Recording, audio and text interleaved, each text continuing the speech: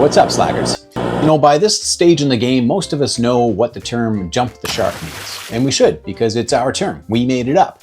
It's ours. But in case you don't know, jump the shark refers literally to a very specific episode of the wildly popular show Happy Days, and denotes a tipping point in that show's success. It also came to have a wider meaning in the entertainment industry, and then ultimately an even wider context within Western culture. It denotes the moment at which a good thing turns bad. Now, YouTube doesn't check IDs, so just in case somebody young slipped through the door, let me catch you up on what Happy Days is. Set in the 1950s and 60s Milwaukee, the series tells the story of the Cunningham family. Father Howard, Mother Marion, son Richie, and daughter Joni. Richie's best friends are Potsy and Ralph. Arthur Fonzie is the local bad boy, riding a motorcycle and filling his days with fixing cars and dating girls.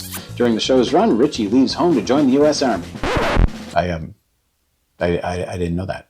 Now, truth be known, most of this is about Fonzie. It always was. He became a cultural icon in that show. Arthur Fonzie, leather jacket wearing, motorcycle riding, tough guy with a heart of gold and away with the ladies. He was also the show's default handyman.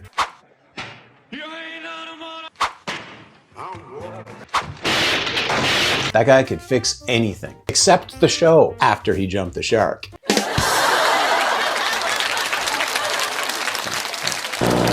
Now, I know that I said the term refers to a good thing turning bad, but it is a little more nuanced than that. And the current Wikipedia explanation is better than mine. Jumping the shark means that a creative work or entity has evolved and reached a point in which it has exhausted its core intent and is introducing new ideas that are discordant with or an extreme exaggeration of its original theme or purpose. The phrase was coined by the 1985 radio personality John Hine in response to the 1977 episode from the 5th season of the American sitcom Happy Days, in which the character Fonzie jumps over a live shark on water skis. Fonzie's on the water skis. The shark is not. So now we've got the show set in Milwaukee, featuring a tough guy riding a motorcycle with his leather jacket in Hollywood on the beach doing jump stunts on water skis.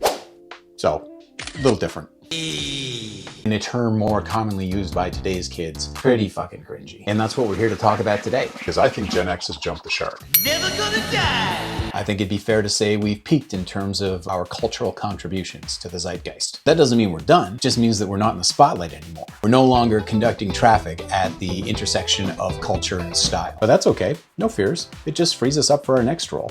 You see, we're no longer fresh-faced Richie Cunninghams. We're the dad character now. Steadfast, reliable, and wise Howard Cunningham. Truth is, Gen X is a little bit more like Howard Cunningham meets Fonzie. Now it's our turn to be the teacher, the sages. Subsequent generations will start to come to us for guidance. But I mean, don't expect them to do it anytime soon. They're still in that eye-rolling teenager phase, but they will get there. Just like we got there with the boomers. They will eventually have those epiphanies where they realize that everything they love today is only spawned by what came before it. And they will have questions. And that's where we come in. Everything that's good in life is foundationally dependent on everything good that came before it. All the music and cultural explosion of the 1960s was what was required for anything that happened in the 90s to take place. And likewise, everything that we created is a jumping off point for what's new and good today. It all just builds on itself. And it teeters and it totters as you build it all up. Now, I'm not going to bog you down with all kinds of examples of this, but there are lots of them. And we all know this anyhow. The only people that don't know it are too young to have seen the pattern yet. Wait, don't tell me, I'll get it. They're all still in that sophomoric stage where they think that everything around them is purely the result of their own generation's exceptional creativity, but we know it's not, and they will get there. Just trust in that. And when they do, they're going to have questions for us. Yay, Gen X! That's our next role, we're not irrelevant. And it does behoove us to be thoughtful about it. I think we should resist the urge to be judgy. It's super easy to get angry at younger generations. It's going to be annoying. Young people are annoying. It's that combination of virility and self-confidence and lack of experience that just...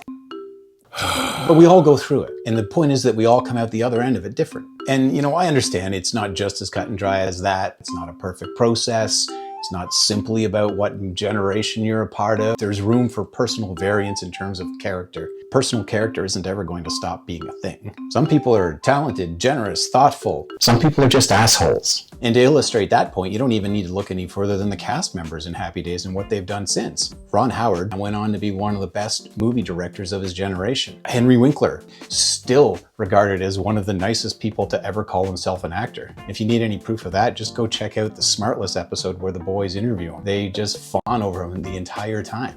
And for good reason, because he's a nice guy. with a lot to offer subsequent generations. Then on the other end of the spectrum, there's this guy. I'm in no hurry to grow up. See ya. I'm not even gonna bother saying his real name. But I mean, seriously, dude, the MAGA hat and the Canada shirt? Suck a dick, Chachi. Anyway, my point is this, is that even though it's a little bit sad that we're not the center of attention anymore, it's kind of nice not to have that responsibility, having to run things. Now we can just guide things. We're free of the ultimate responsibility about where things end up, but we also hold valuable intel about how to get. Oh, okay, wait. I got a road trip analogy. Perfect. Okay, so we're on a road trip with a bunch of Gen Zs, and we're too old to drive. Just work with me. Maybe we're just tired. I don't know. Anyway, that puts Junior behind the wheel, but he doesn't know where he's going. And the internet is down and there's no cell phones. So guess it's a good thing that Grandpa Latchkey knows how to use an analog map. Yeah, see? It sounded a lot cooler in my head. But anyway, so maybe I'll just call it there. I'll call it there. Thanks for watching, guys. Happy Friday. See you later. And I don't know, don't go swimming with sharks. Bye. Bye. I'm in no hurry to grow up.